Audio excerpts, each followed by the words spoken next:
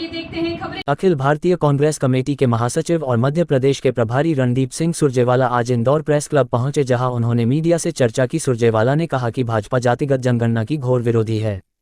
वहीं पीएम मोदी और शिवराज सरकार पर उन्होंने जमकर निशाना साधा। सांसद रणदीप सुरजेवाला ने कहा कि भाजपा जातिगत जनगणना को लेकर भ्रम फैलाती रही है। उन्होंने आरोप लगाया कि भाजपा नहीं चाहती है कि ओबीसी और पिछड़ों उनका अधिकार मिले। वहीं सुरजेवाला ने दावा किया कि प्रदेश में कांग्रेस की सरकार बन रही है। सुरजेवाला ने जातिगत जनगणना के संबंध में प्रधानमंत्री नरेंद्र मोदी और भाजपा पर तीखे प्रहार किए। उन्होंने आरोप लगाया कि पीएम मोदी व भाजपा जातिगत जनगणना के घोर विरोधी है, ओबीसी के भी विरोधी है। उन्होंने आगे कहा कि बिहार में जातिगत जनगणना की रिपोर्ट सामने आने के बाद समूची भाजपा को सांप ने काट खाया और सूंघ गया है। उन्होंने ये भी कहा कि भाजपा नहीं चाहती है कि ओबीसी व पिछड़ों को उनका अधिकार मिले। सुरजेवाला ने आगे कहा कि मध्य प्रदेश में कांग्रेस की स्थिति बेहतर है और कांग्रेस की सरकार बनना तय है। वहीं कमलनाथ के नेतृत्व में विधानसभा चुनाव 2026 लड़ा जा रहा है। उन्होंने कहा कि जल्द ही उम्मीदवारों की घोषणा की जाएगी। सुरजेवाला ने कहा कि धार मोहनखेड़ा में कांग्रेस की महासचिव प्रियंका गांधी की आमसभा होने जा रही है, जिसको लेकर अच्छा माहौल है। भाजपा के राष्ट्रीय महासचिव कैलाश विजयवर्गीय द्वारा 50 दिन से दिए जा रहे बयानों को लेकर सुरजेवाला बोले कि विजयवर्गीय उल जलूल बयान देते रहे हैं। उन्हें बंगाल और सांवेर ने नकार दिया है। अब इंदौर की जनता भी चुनाव में खारिज कर देगी। वहीं रणदीप बुजियावाला ने मीडिया कर्मियों के सवालों के जवाब देते हुए हर सवाल के जवाब में भाजपा को आधे हाथ लिया।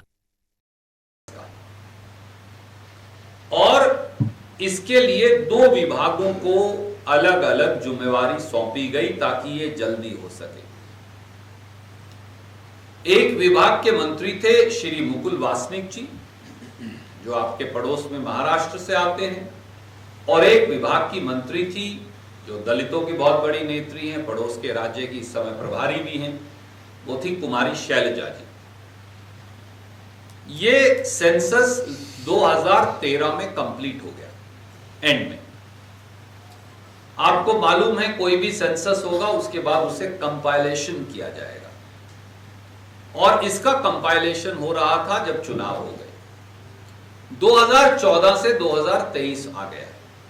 इस बीच में 2 बार उनके मंत्रियों ने बाकायदा प्रेस वार्ता की दिल्ली में, पीआईबी में, पर आज तक वो सेंसस रिलीज नहीं किया।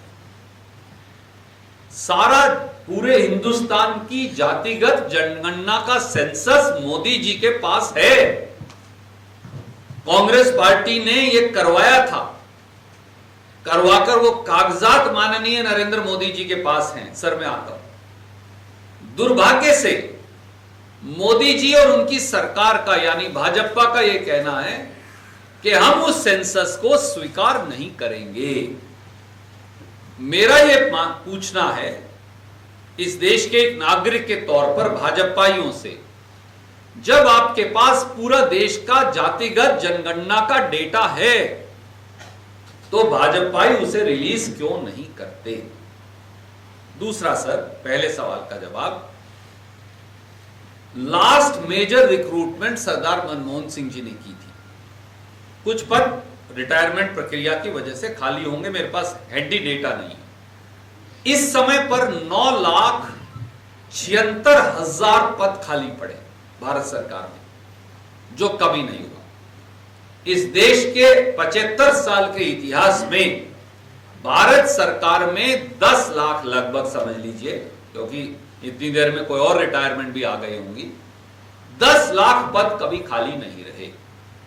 1 लाख, 2 लाख, 2.5 लाख नौकरियां खाली रहती हैं क्योंकि उनका रिक्रूटमेंट का प्रोसेस है। यह दर्शाता है मोदी जी सरकार की शक्ल कोई भी हो, वो देश और मानवता दोनों के लिए घातक है। और उस आतंकवाद से लड़ने का, बलिदानी का इतिहास कांग्रेस पार्टी का है। वो उग्रवाद हो, नक्सलवाद हो, आतंकवाद हो, महात्मा गांधी जी की कुर्बानी से लेकर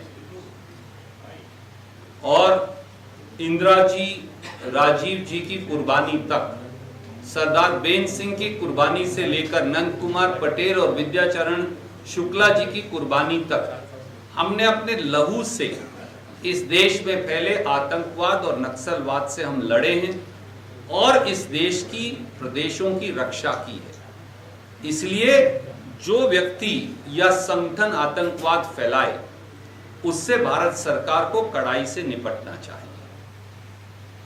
बहुत बहुत आभार रणदीप जी।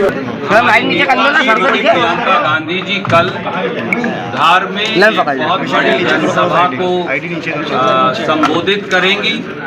मध्य प्रदेश में सामाजिक परिवर्तन और बदलाव उसकी क्रांति का श्री गणेश करेंगी और हमें विश्वास है कि न केवल आदिवासी अंचल में परंतु पूरे इंदौर संभाग में और पूरे हमारे मालवा निमाड़ के क्षेत्र में और पूरे मध्य प्रदेश में श्रीमती प्रियंका गांधी की इस सभा से कांग्रेस को और ज़्यादा बल मिलेगा। बहुत बहुत धन्यवाद।